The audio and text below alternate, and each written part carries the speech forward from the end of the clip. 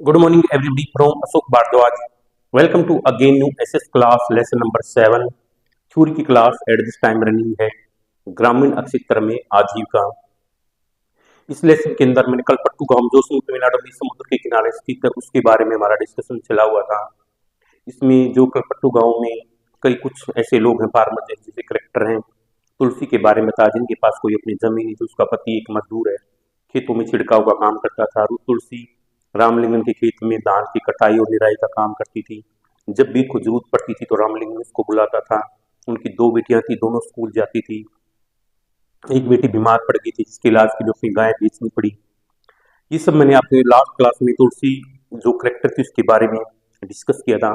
But today class में एक new character और इस लेसन के अंदर आया है उसका जिसका नाम शेखर है।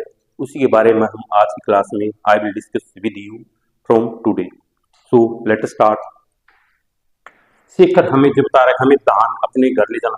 वो कहता है कि जो राइस की क्रॉप होती है उसको अपने हाउस पर ले जाने के लिए ले जाना है तो हमें धान है।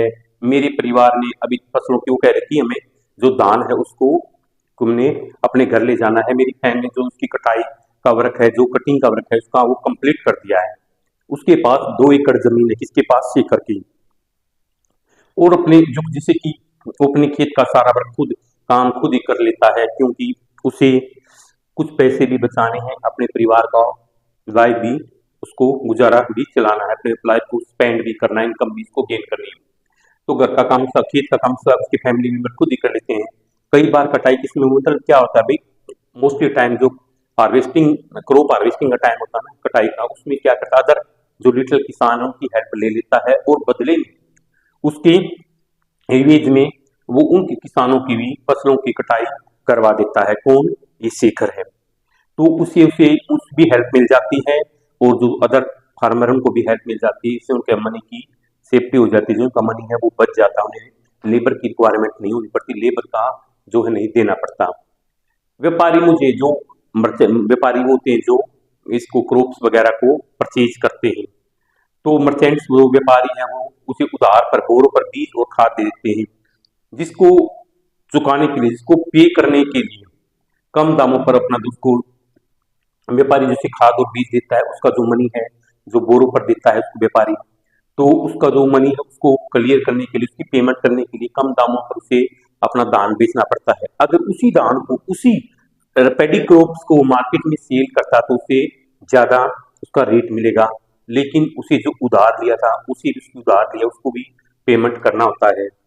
व्यापारी ने किसान को भाई जो मर्चेंट होता है उसने फार्मर को रिवाइज करवाने के लिए अपना एक एजेंट भेजा कि जिन फार्मर्स ने उसे किसी व्यापारी से उधार लिया है वो अपनी धान उसी को ही बेचे, जिन्होंने उससे उधार पर मनी लिया है वो अपनी पैडी क्रॉप उसी को सेल करें, ना कि अदर व्यापारी को सेल करें।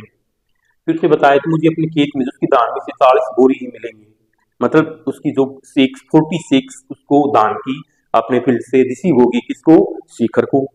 इनमें से सम वो अपने अपना उसमें से कुछ को जो अपना उधार उसको चुका देगा, बाकी को जो उसका रिमेनिंग है जो धान की जो रिमेनिंग सेक्स हैं उनको अपने घर ले जाएगा।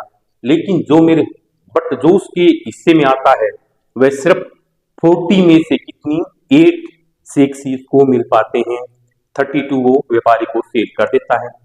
सिर्फ 8 ही, वह सिर्फ मेरे हिस्से में 8 महीने तक ही जो उसको सिर्फ 40 नहीं है 40 मिलेगा, और जो उसको कुछ मेरे हिस्से में जो आता है वह सिर्फ 8 महीने तक जो उसके चल पाता है। Sorry it's slip of my टंग, उसको 46 में से उसमें से व्यापारी को सिर्फ कुछ उधार चुका देगा, बाकी उसको घर में रख लेगा। जो उसके हिस्से में आता है सिर्फ 8 महीने तक जो उसने दान उससे मिलेगा सिर्फ 8 महीने तक ही चल पाता है। इसलिए उसे सम मोसे उसे क्या है मोर उसे मनी इनकम करने की, मनी अर्न करने की जरूरत पड़ती है, किसको? शेखर को। और इसके लिए रामलिंगन की जो राइस मिल है उसमें काम करना पड़ता है, क्योंकि रामलिंगन एक बड़ा जमींदार है, 20 एकड़ में उसके पास जमीन है, एक उसका राइस मिल है। वहां से क्या काम है, जो नेबरहुड विलेज फार्मर है वहां से जो पैडी क्रॉप है वो इकट्ठा करने में उसकी मदद करता है, पड़ोसी गांव के किसानों से धान इकट्ठा करने में उसकी मदद करता है। और कहता है कि जो शेखर उसके पास एक संकर गाय भी है।